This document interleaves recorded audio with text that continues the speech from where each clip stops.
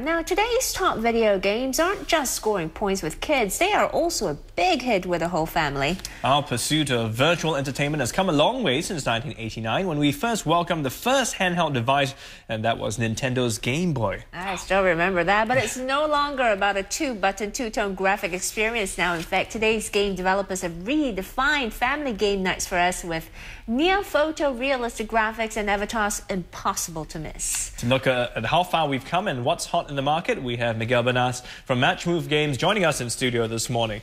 Morning. Thanks for joining us. So let me start by asking you, just how big is this gaming industry right now? Well, PricewaterhouseCoopers estimates that the gaming industry will be worth $68 billion by 2012. And I think the significant thing about this year, 2009, is that it really kind of firmly establishes the industry as part of mainstream entertainment. The single highest grossing entertainment product in the world, in history, is no longer a movie, it's a video game.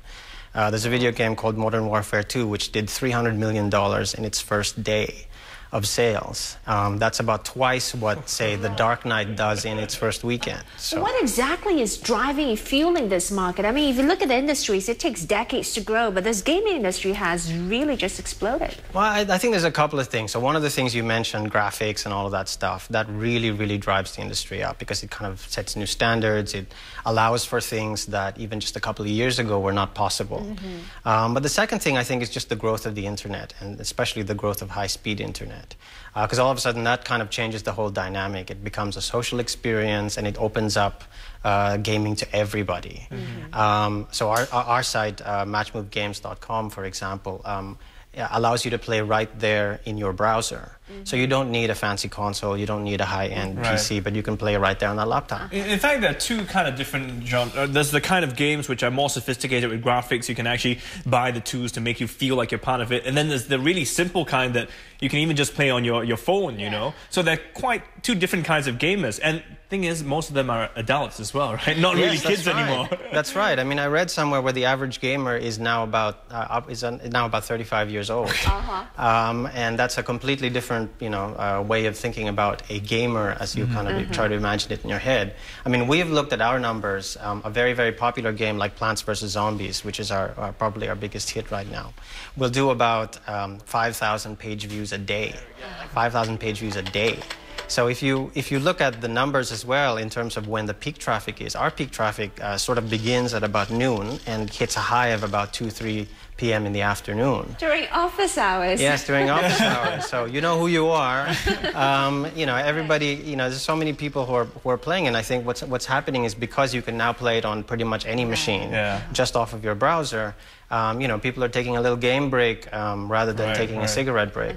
When you're online, you're really catering to, the worldwide audience. But, if you look at the numbers coming out of Asia, I mean, do you find a trend among Asian gamers and what the preference is? Yeah, I think there's a big difference between, say, the U.S. and Europe and Asia, mainly because in the U.S. and Europe, they're very console-driven markets. I mean, sure, Japan is a console-driven market as well.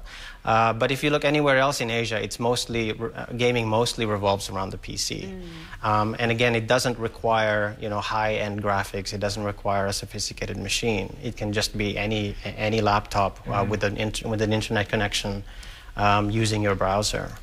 So what's your take on games? Because there have often been concerns about some games being too violent or too realistic in a sense, and that people are concerned about the youngsters sort of getting involved with that. Well, I mean, there's no denying that there are violent video games, and there's a lot of people who kind of try to blame society's ills on the video gaming industry. But there's been, there's really no definitive link. In fact, during the years when the gaming industry was becoming a billion-dollar industry in the United States, violent crime was actually going down. So there's actually no direct link between the two. And it's sort of so if a parent says, I don't think I want to let my child play video games because there are violent video games, it's kind of like saying you're not going to allow your child to read because there are violent books. The industry is now so diverse. There's so many kinds of games out there anything from a shooter game to a puzzle game to a very, very light game like Peggle or Bejeweled. These are very, very, very popular games, especially for adults. Very easy to play as well, I guess, which is why we get hooked to it. Yes, I mean, we in the casual game industry we call it easy to learn, difficult to master. Yeah. Because it takes a couple of minutes to learn it, but before you know it, you're addicted, and it takes a long time to really get good at it. Steve, you strike me as a zombie-killing type of guy. Oh, yeah, definitely. No problem. I'm out there kicking, punching. Zombies. But I'm also hooked on those really simple games. I've got that one now on my iPhone, and it gets to you because you want to do better, and you know it's so easy, and you're like, logically, like, I can do better. I know I can. Within your grasp, right? So you just keep trying. Absolutely, yeah. Okay. So do you think online games will eventually dominate the gaming industry and no more arcades and no more, Well, I think they already do. I think online games already do dominate the industry. It's certainly the fastest growing segment of the industry. And, even though currently console may take a larger portion of the dollars, all consoles are now connected anyway. So in a way, everything is now online games.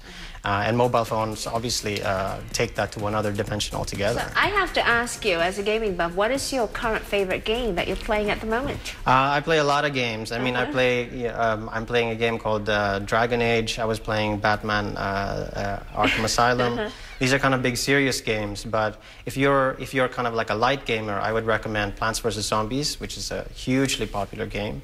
I'd also ask you to look at Tower Blocks, which is a huge iPhone hit, which is now on Matchmove Games as well. Then the other one I would recommend would be Bookworm Adventures 2, which actually teaches kids how to spell and expand their vocabulary. Educational. Okay, so it's a simple game. Yeah. So just before we wrap up, so it is Christmas time.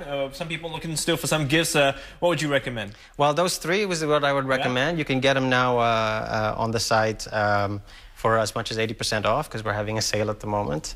There's a whole bunch there's like 140 titles now that we have, and they range from sort of 88 cents US all the way up to $13, so it depends. And lots of different variety of games that will suit, your taste out there. I mean, it's just one of those things. I've stayed away from getting online with too many games because I found just hours of my life suddenly disappearing as I played those games. So you got to know your cutoff point. You got to know. Difficult as well. Yeah, Miguel, thanks so much. Merry Christmas to you. Merry Christmas. Merry Christmas.